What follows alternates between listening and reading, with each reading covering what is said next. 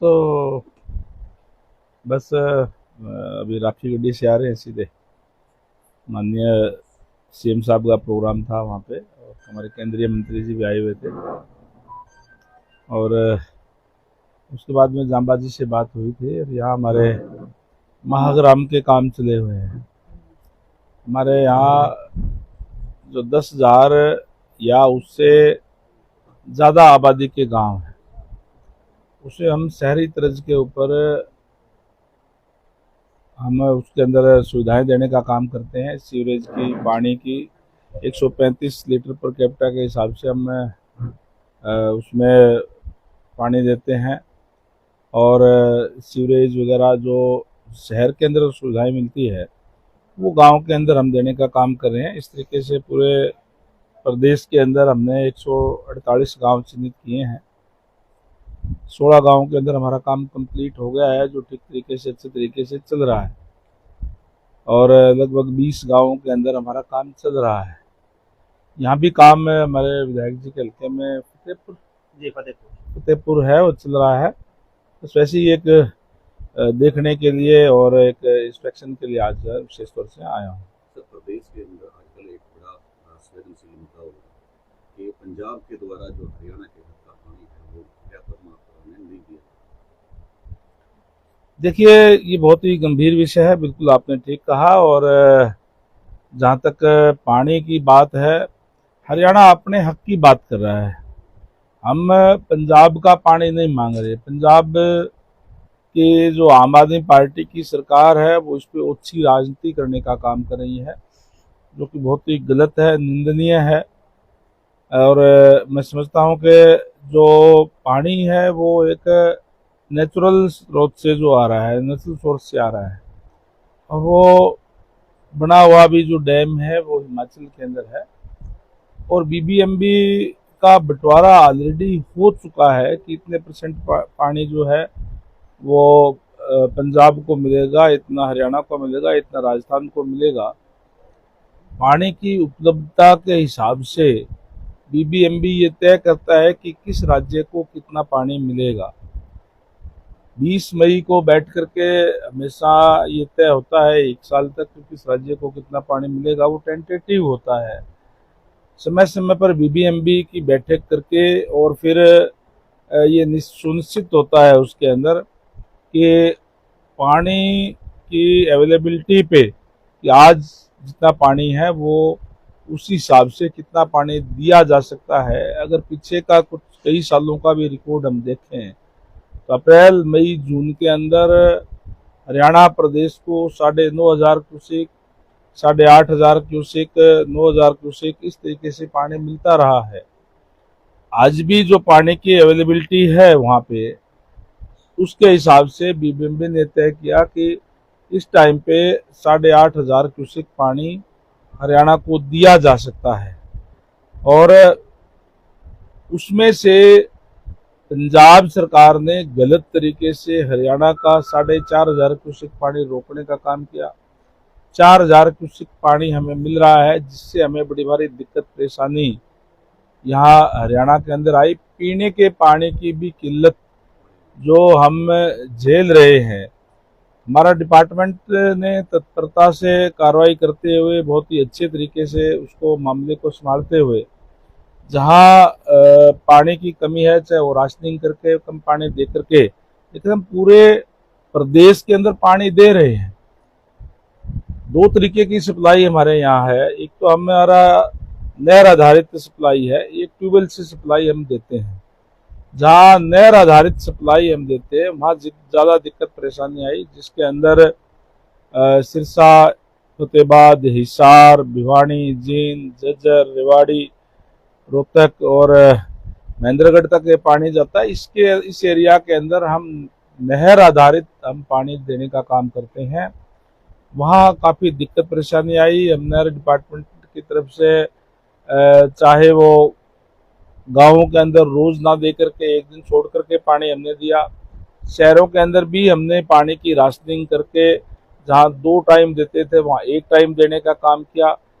हर जगह पे हमने पानी पहुंचाया, लेकिन कम पहुंचाया क्योंकि पानी की कमी थी। इसीलिए पंजाब के जो सीएम है वो कहते हैं कि वो एक बूंद भी फालतू पानी नहीं देंगे, तो ऐसे में हरियाणा सरकार का अगला कदम क्या होगा? हम एक बूंद भी पानी पंजाब की नहीं मांग रहे, हम अपने पानी की बात कर रहे हैं। संवैधानिक पद पर बैठ करके मान साहब को इस तरीके की बात नहीं करनी चाहिए, बहुत ही निंदनीय है, गलत है। हमारा संघीय ढांचा है, नियमों के तहत हमारा देश चलता है, अलग अलग स्टेट्स हैं। हमारा हरियाणा और पंजाब कोई अलग अलग देश नहीं है। जिस तरीके की भाषा का प्रयोग माननीय मुख्यमंत्री भगवंत मान जी कर रहे हैं, वो मैं कहता हूं कि उनके संवैधानिक पद पर बैठे हुए व्यक्ति के लिए शोभा नहीं देते। हरियाणा पंजाब का छोटा भाई है, उसी में से एक पार्ट बनकर के अलग हुआ है, तो इस तरीके से बात करना जैसे कोई दूसरे देश की बात हो रही हो, ये बहुत ही गलत है और निंदनीय है।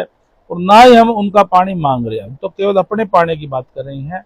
अब कल से बैठ करके जो 1 साल के लिए तय होता है, उसके अंदर हमारा हरियाणा का पूरा पानी मिलना शुरू हो जाएगा। सर, महाग्राम योजना की बात कर रहे थे आप, तो जिन गाँव के अंदर ये योजना चलाई गई है, सीवरेज लगाने का काम किया जा रहा है, तो उन गाँव की स्थिति जो है सर वो बहुत ही दयनीय है, बहुत ही दुर्गति है वहाँ लोगों की, क्योंकि जहाँ सीवरेज के लिए वो पाइपलाइन बिछाते हैं तो उखाड़ देते हैं गलियों को, और कई साल तक उसको दोबारा बढ़ाते नहीं है, तो लोगों के लिए बड़ी परेशानी है। और जैसे एक एग्जाम्पल सर, पाई गाँव है, बड़ा गाँव है पूरा, हाँ जी, पूरा प्रदेश का ही, तो उसमें लगभग 3 या 4 साल पहले सीवरेज बिछाई है, लेकिन आज उसकी स्थिति जो है बड़ी खराब है और कनेक्शन भी प्रॉपर नहीं होता। देखिए, कहीं कोई अगर लिटिगेशन कोई मामला हो जाए, कोई दिक्कत आ जाए तो अलग बात है, अदरवाइज टाइम बाउंड तरीके से हम टेंडर करके टाइम बाउंड तरीके से उसको काम को पूरा करने का काम करते हैं। और जहाँ तक पानी गड़िया उखाड़ने की बात है, कोई भी कार्य अगर हम करेंगे तो एक बार थोड़ी बहुत दिक्कत परेशानी तो आएगी, बगैर उखाड़े तो कैसे होगा।